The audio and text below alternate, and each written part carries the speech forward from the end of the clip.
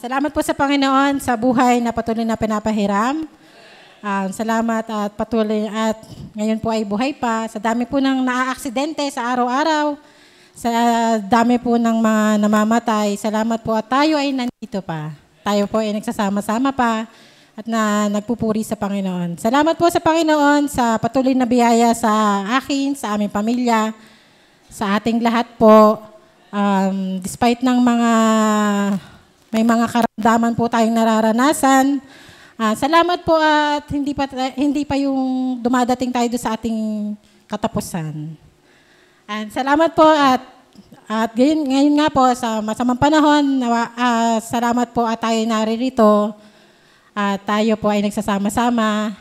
Salamat po sa ating mga masasayang samahan dito, sa mga panalanginan po ng bawat isa. Salamat po at patuloy po tayong nagmamalasakit sa isa't isa. Salamat po sa mga prayers, sa pagtutulungan nga po natin.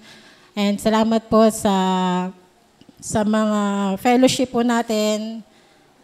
And kagaya po yung sa Merid, masaya, kahit papano po ay masasaya pa kahit yung iba ay mga matatanda na, may sobrang matatanda, may bata-bata kami yon. Salamat po at kami nagkakasundo. Yon, hindi, dati po talaga nung kami mababago pa lang kasal, talagang para ang hirap lumipat sa Merid. Kasi alam nyo na, mga iba na nila, yung iba nag-uulyanin. Parang ang hirap makikisama. Hindi kagaya nung nasa YS kami, mga magkakaedad lang, nagsasawak-swak pa yung mga interes. Pero ngayon po, ang mga married po ay masaya. Yung mga senior namin ay nag-aalabata na uli. Kaya masasaya na po. Ayun, salamat po at patuloy na masasaya nga po ang fellowship at nagpapatuloy. And salamat po sa Panginoon sa paggabay sa bawat isa sa atin, sa sa mga achievements po ng bawat isa. Salamat po sa Panginoon, yung ating mga kapatiran nagsasabi ng ganito, salamat po at tayo ay masaya para sa kanila. Kahit hindi pa po yung, kumbaga hindi pa umaayon sa atin yung kapatid natin pag nakikita nating masaya, masaya din tayo. Yung tunay na masaya, hindi yung masaya na bitter. Kasi kunwari may nagre-request ng ganito, ganyan, doon sa ating GC. Yon, salamat po sa mga kapatid natin na nagtatanggumpay sa kanilang buhay. Salamat po at tayo'y kabahagi doon dahil pinagpanalangin po natin sila. Yon, salamat din po sa handing family.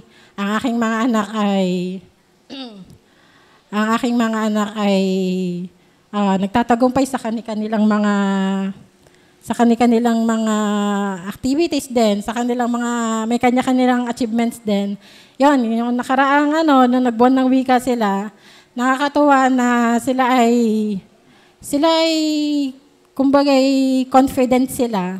Kasi sumali sila doon sa kanta eh.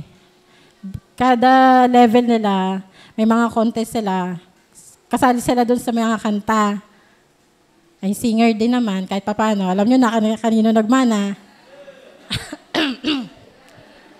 Ayan, nakakatuwa na sila ay kumbaga sa ganun ay hindi nahihiya. Hindi naman sa walang hiya. Kumbaga confidence sila na yung talent nila is nagagamit nila. Tapos yun nga, minsan ay sa school ay hindi rin naman sila ini-small. Yung gano'n. Tapos din sa ibang nila, nag-excel din naman sila doon sa kanilang academics, sa kanilang pagiging player. sa iba't iba. At salamat at binigyan sila ng Panginoon ng talento. And salamat din sa Panginoon. Yun nga, patuloy na maayos yung trabaho ng aking asawa. Salamat at banas. Salamat at pinoprovide po ng ang Panginoon na aming mga pangangailangan. Salamat at ako ay full-time sa aming bahay, sa aking mga anak. Salamat at simula nung pinanganak ko sila ay talagang tutok sa kanila, sa aking pamilya. Salamat at yun nga, dahil napakalaking bagay na kahit yun, ang aking asawa, mag-isa lang siyang nagtatrabaho sa amin. Salamat sa Panginoon at nabibigay yung aming mga pangangailangan. Hindi ko na kailangan na mag-sideline, hindi ko na kailangan na magpilit pa na magtrabaho kasi tutok ako dun sa pamilya namin, pag-manage ng bahay, pag-manage ng sa aking mga anak, pag-manage sa asawa ko. Hindi, doon sa mga, at least, wala silang iintindihin na, yun, focus sila sa kanilang mga karir. Gano'n naman, focus, ang mga anak ko, focus sa kanilang pag-aaral. Ang asawa ko, focus sa kanyang trabaho.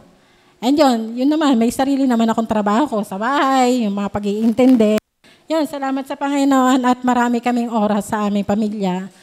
Kami ay sama-sama, hindi na namin kailangan maghiwa-hiwalay or hindi na kailangan ng asawa ko mag-abroad para lang matustusan yung aming mga pangangailangan. Salamat sa Panginoon at yun nga, at kami ay sama-sama na naglilingkod sa Kanya, umaattend dito every Sunday. And yun, salamat at yun. Salamat. Tayo magkakasama ngayon at masaya. Yun po, salamat.